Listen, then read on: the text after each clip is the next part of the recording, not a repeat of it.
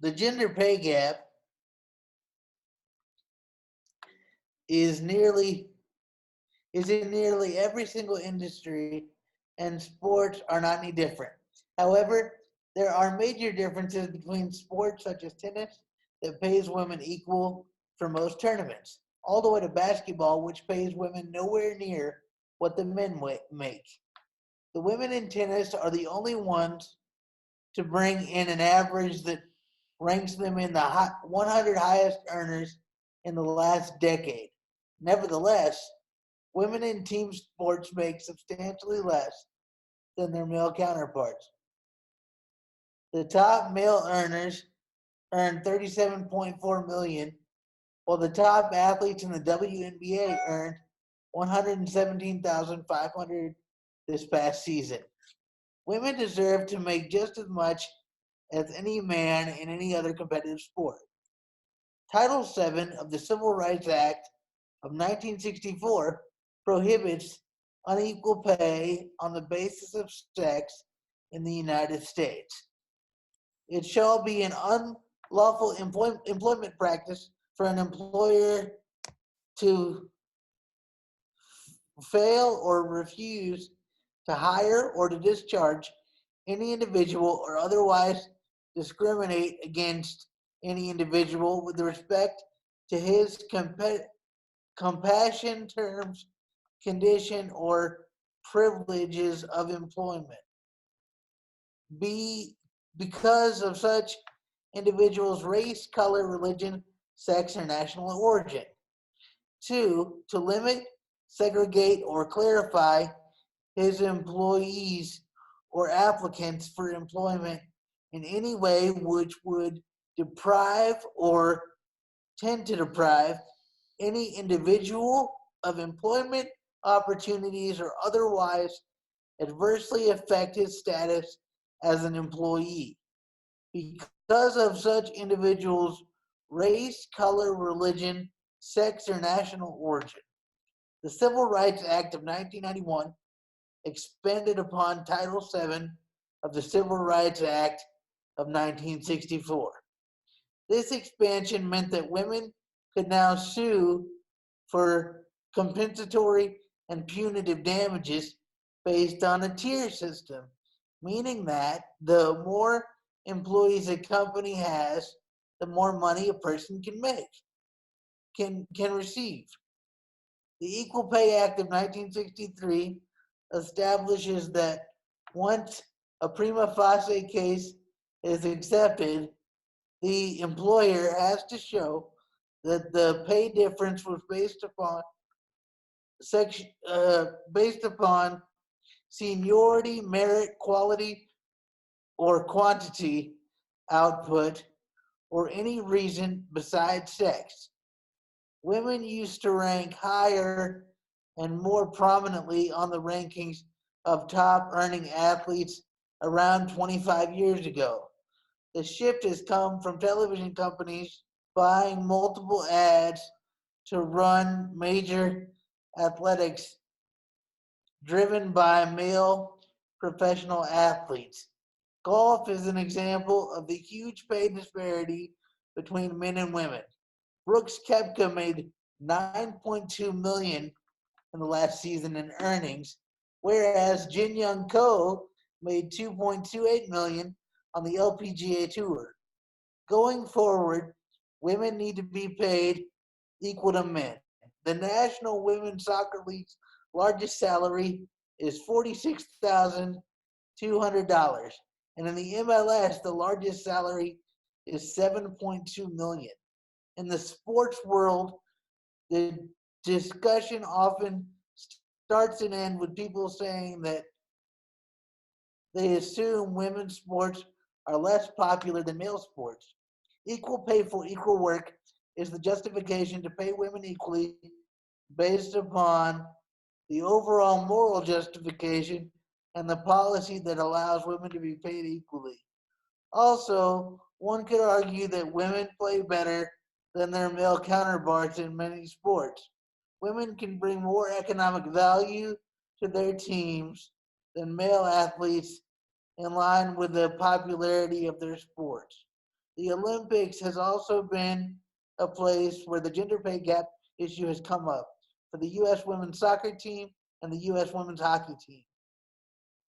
Each team has been very successful, taking home multiple gold medals at the World Championships as well as the Olympics.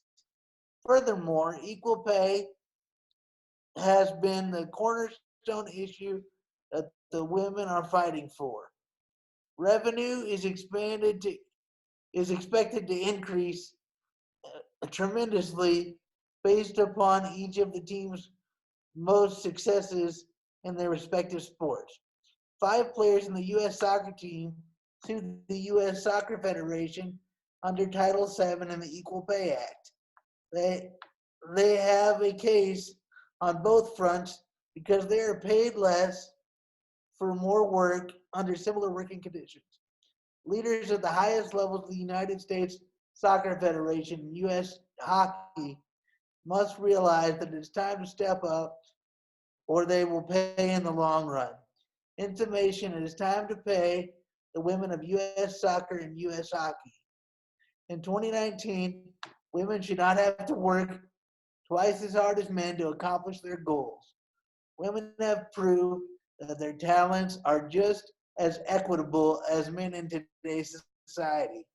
Revenues are continuing to increase on a yearly basis. Also, the women are winning more than the men at the highest level, and it is time that they are compensated as such. The U.S. soccer team has a compelling case under Title VII in the EPA.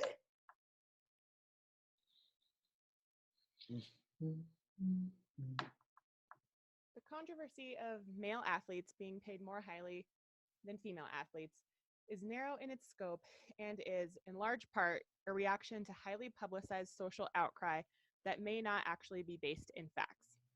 It doesn't take into account several important factors such as revenue, longevity, public demand, or business skills. Let's first begin by looking at one of the most popular examples of unequal pay, the US men and women's soccer teams. The US women's soccer team is actually more highly paid than the men's team when proportions are considered. A large amount of the incomes of soccer players come from prize money awarded by FIFA. Therefore, in order to guarantee equal pay for males and females, it would require establishing international standards for pay, which would not reasonably happen. This is not just because FIFA operates in many countries that are famously sexist, but also because you would have to start factoring in things like cost of living. Should a female athlete or should a female team in London be given more prize money than a US team because the cost of living is higher there? That would be one way of making sure that people's overall take-home level of wealth is equal, but it's likely that there would be reports of that being unjust as well. Also, in looking further at soccer, the players in the last Men's World Cup split 7% of the overall revenue that was brought in, whereas the women split 23% of the revenue. This shows that women are actually much more highly paid proportionally than their male counterparts. If we judge equal pay only by the number instead of by taking into account the proportion, then we would be saying that the women's soccer team should be paid over 100% and more like over 300% of the total revenue brought in by their sport. In order to make up this difference, the most likely places for this to come from are either splitting revenue and expenses equally across all, or at least across all similar sports, or by asking FIFA and US soccer to maintain a debt-incurring sport. Most business-minded people would agree that this is unreasonable to expect a business to continue supporting a program that would be as costly as women's soccer in this case. As for the argument of splitting revenue and costs equally, that quickly leads into unmanageable expectations of cost sharing across sports. If we were to say that men's and women's soccer teams needed to share cost and revenue obligations, that opens up many other questions about whether that should apply to other sports as well. Should the NFL and NBA have to carry the weight of all other professional sports? Would it be fair to tell a player like LeBron James that he has to take a pay cut so that the members of the Professional Bowlers Association can make $1 million?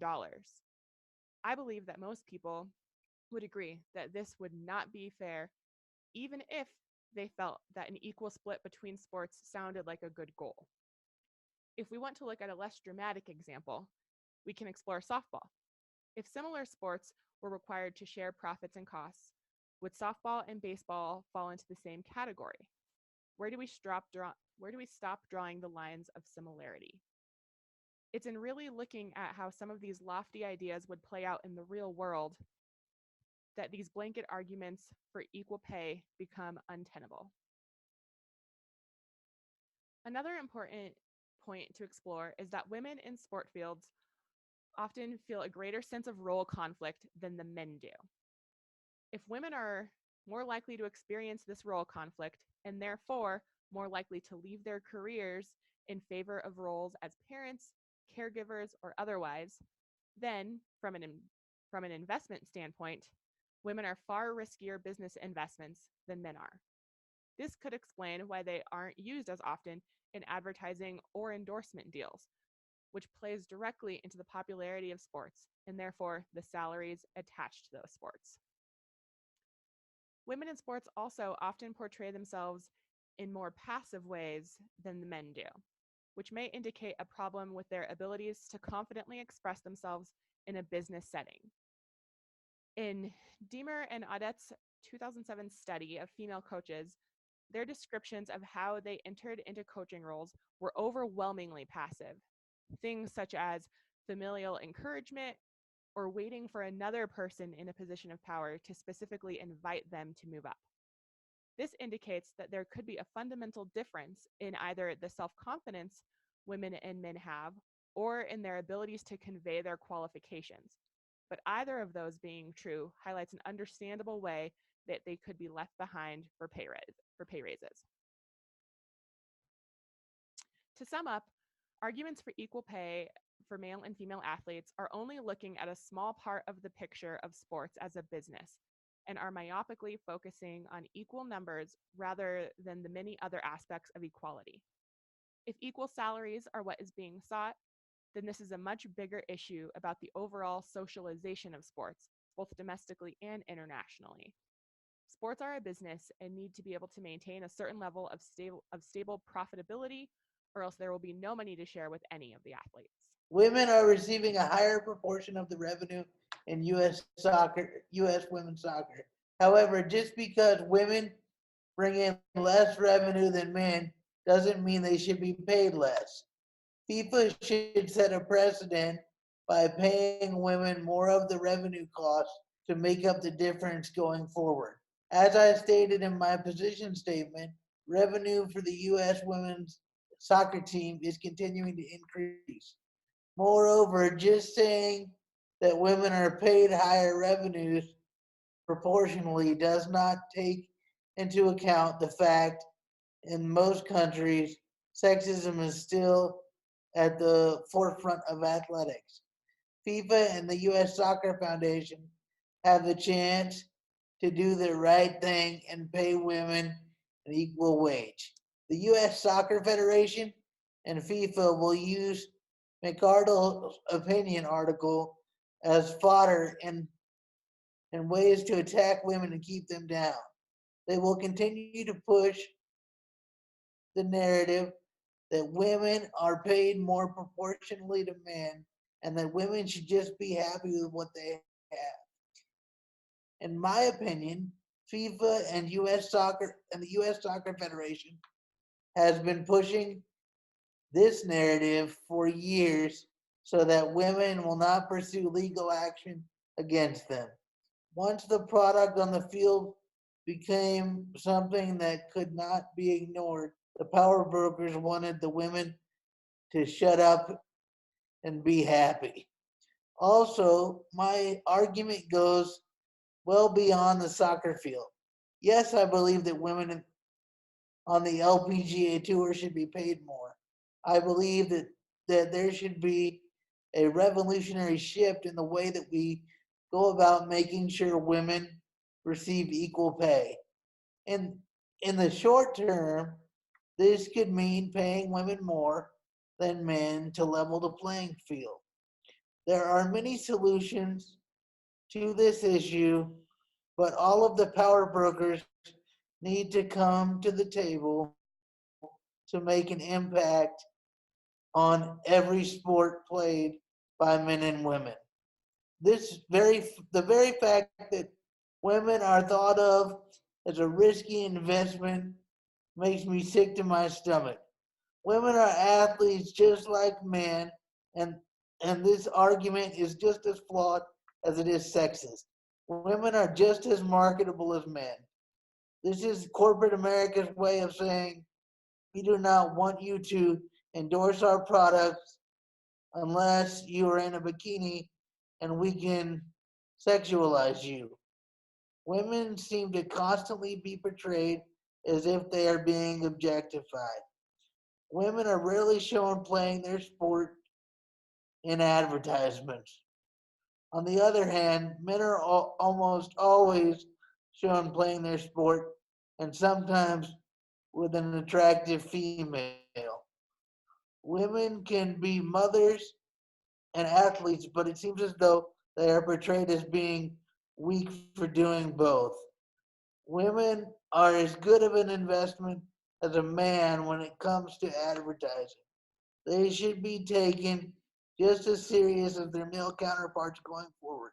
In summation, women are just as marketable as men, and yet they are treated as if they are expendable. Going forward, we must continue to push for equality for women in all sports, not just soccer.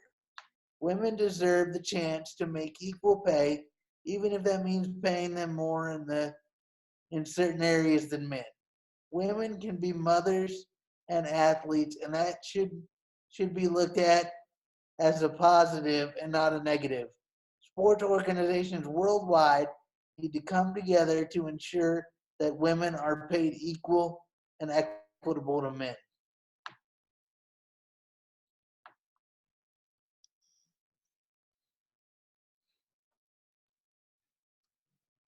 In response to the argument that not paying male and female athletes equally is a violation of the Equal Pay Act, it's important to look at a study presented by Jokinen and Pekonen. They found that what often appeared to be gender based promotions for researchers were actually justifiable promotions based on differences in productivity. This research also explored the topic of advertising helping to increase the popularity of male pursuits. I would argue that this reality supports the argument opposing equal pay, not because of a blanket desire to oppose equality, but because it highlights that any perceived discrimination is coming from outside the direct control of the sport league involved. Any unequal treatment by marketers or advertisers cannot be fixed by forcing leagues to raise the salaries of their female players. This is just addressing a symptom of a perceived problem rather than addressing the problem itself. If advocates of equal pay are really interested in solving this problem that they identify, then their fight should be with advertisers and other people in industries funding and controlling societal perceptions of female athletes.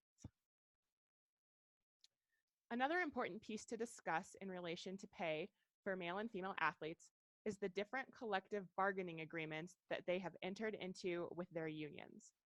The U.S. men's national team's collective bargaining agreement says that they will be paid primarily off of prize money payouts and appearances in games. The financial hit they therefore take if they are not able to travel for a match is quite significant.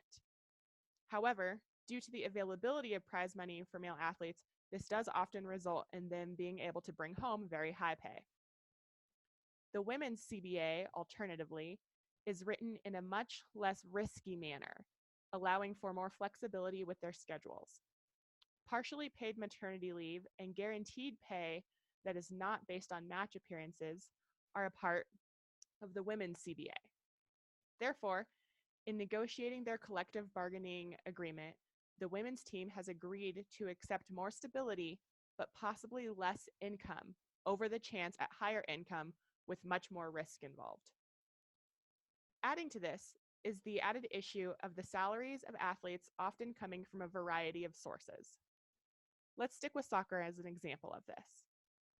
US Soccer is the main employer of both the women and men's soccer teams, and they have much control over part of the pay for the national teams. Players on club level teams also have pay decided by those clubs, which are impacted by US Soccer, but will each have their own budgets and financial decision makers. Then, FIFA controls prizes and payouts for international tournaments. Together, this creates a lot of chaos for determining what constitutes equal pay. As I mentioned in my initial argument, once international prizes are brought into the picture, it is much more difficult to decide what an equal salary is because things like cost of living, cultural standards and values, and international marketing value all come into play. Based on the positions made so far, it's clear that the argument for equal pay does not have solid footing. It is a narrowly focused argument that does not take several important issues into account and blindly searches for an equal number without taking a look at circumstances, proportions, demand, etc. At the end of the day, the sports industry is a business, so these various factors have to play an important part in decision making in order for the businesses to remain viable in the long run.